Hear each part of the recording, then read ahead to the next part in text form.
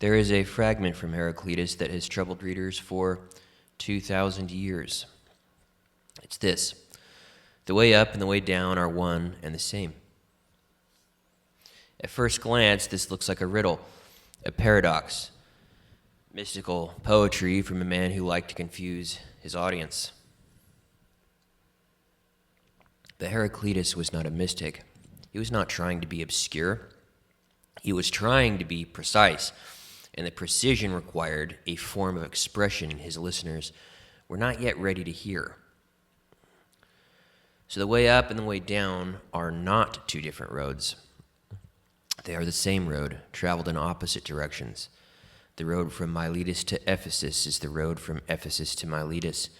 The pavement is identical, only the traveler's orientation changes. Heraclitus is making a structural observation. He has noticed that opposites are not separate categories, they are phases of the same continuum. Hot and cold are not two different substances, they are positions on a spectrum. The same water can be hot, warm, tepid, cool, cold. The water doesn't change its identity, its temperature changes. Day and night are not two different worlds, they are the same sky, differently illuminated. Life and death are not opposites in the way we usually think. Every living cell is dying. Every dying organism leaves behind the materials for new life. The carbon in your body was only once in the air, then in a plant, then in an animal, then in you. It will leave you and become something else. The pattern persists, the material flows.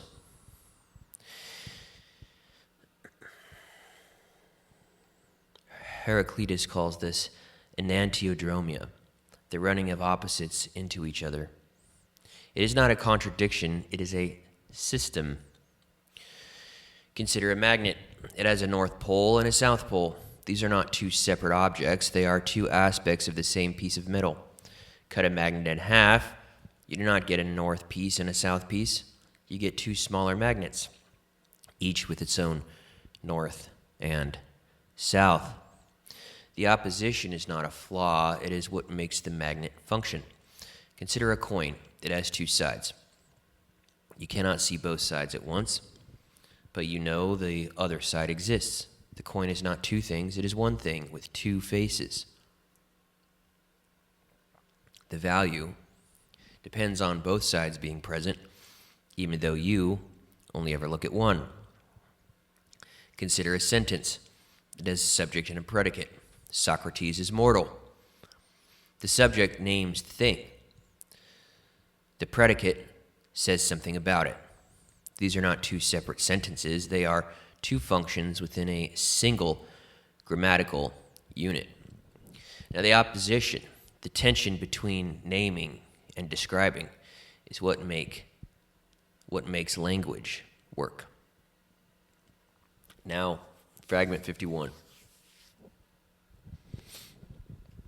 It says this: they do not understand how that which differs with itself is in agreement. Harmony consists of opposing tension, like that of the bow and the lyre. Now, Heraclitus chooses his analogies carefully. A bow and a lyre are both made of wood and string. In both instruments, the string is stretched taut. In both, there is a force pulling in one direction and a counterforce pulling in another, but the outcomes are different. In a bow, the tension is released suddenly. The string snaps forward. The arrow flies. The bow has done its work when the tension is resolved. In a lyre, the tension is sustained. The string vibrates. The sound continues. The lyre does its work by maintaining the tension, not releasing it. So two instruments, same physical principle. Two different expressions of the same underlying logos. Now here's what Heraclitus wants you to see. The universe is not a bow, it is not a lyre, it is both. Some tensions resolve, some tensions persist, some conflicts produce movement, some conflicts produce harmony. The logos is not the absence of opposition, it is the management of opposition. This is a radical departure from how most people think about order. We tend to think that order means the absence of conflict. A peaceful society is one without arguments. A healthy body is one without infection. A clear mind is one without doubt. Now, Heraclitus says that's wrong. A society without arguments is a society without discourse. A body without any bacterial activity is a dead body. A mind without doubt is a mind that has stopped learning. Order is not the elimination of tension, it is the structuring of tension. It is the channeling of opposing forces into productive patterns.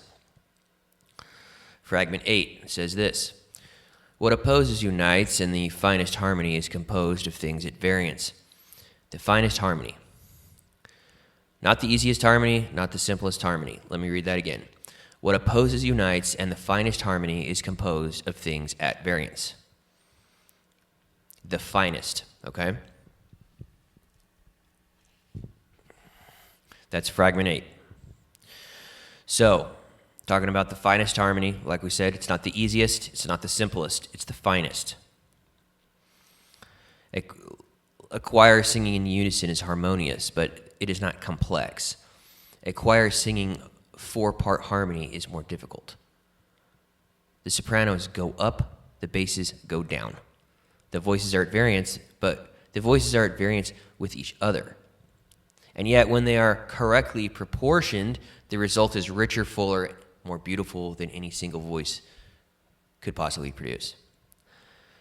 The tension is not the enemy of beauty, it is the condition for beauty. Now we must ask the obvious question: if the universe is a field of opposing tensions, what holds it together?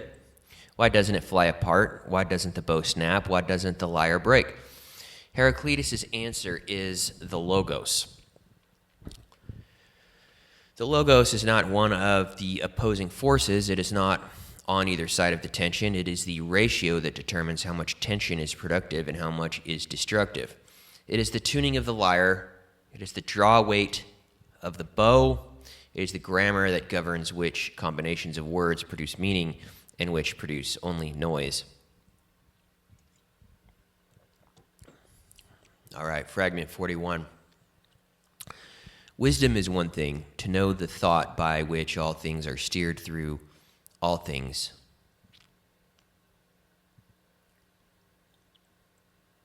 The thought, the nome, the intelligence that steers.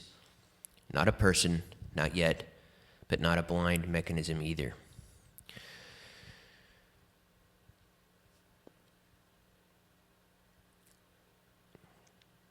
Heraclitus has backed himself into a corner here. He has observed the universe operates according to a rational principle. He has observed that this principle is common to all things, accessible to all minds, stable across all time. He has observed that it manages opposition without eliminating it, structures conflict without suppressing it. He has described the logos in terms that we would normally use for a mind. It thinks, it steers, it knows. In it, he refuses to call it a god. He refuses to give it a name. He refuses to make it an object of worship. And why? Because Heraclitus is a philosopher, not a theologian. He is describing what he can infer from the evidence, not what he has been told by tradition. He sees the footprints. He does not claim to have seen the animal.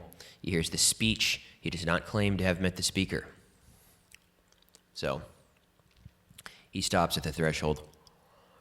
All right, fragment 93. The Lord, whose oracle is at Delphi, neither speaks nor conceals, but gives a sign. The Delphic oracle did not give clear answers. She gave riddles, ambiguous prophecies, statements that could be interpreted in multiple ways. The inquirer had to do the work of interpretation. Heraclitus says the universe is like that. It does not speak to us directly. It does not conceal itself entirely, but it gives signs, patterns, ratios, tensions, harmonies. Our job is to read them. This is where Heraclitus leaves us, not with answers, with a method, not with a god, but with grammar, not with revelation, with a question. And the question is this: if the universe is a sentence, who is speaking it? Heraclitus does not answer. Perhaps he could not. Perhaps he knew that the answer, if it exists, lies on the other side of a threshold he was not permitted to cross. But he has given us the vocabulary to ask the question correctly. He has given us the word. Logos. He has shown us how to recognize it in the tension of the bow and the harmony of the lyre. We have learned to read the first sentence. The question is, who speaks the next one? Thank you.